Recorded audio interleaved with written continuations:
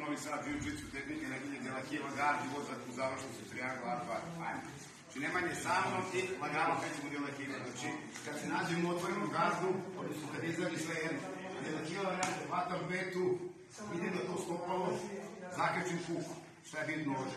Da ga disbalansira. Kad uverim disbalans, kad uverim ovo, gravitira kad ovo. To je moment kad ja mogu uputim krađu i da uputim rukav i ovo. Šta je bitno?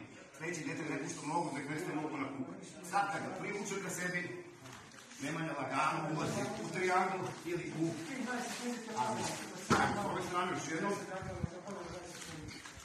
Znači, tu se nalazimo, znači unutra sam, pakujem delakivu, namještam ovdje, znači kuka je tu, uradim ovo, evo, izbalansiram ga, namjestim, tek sad pustim ovu nogu, tako je, uđem, zatvorim i vijam jednu ili drugu završnicu.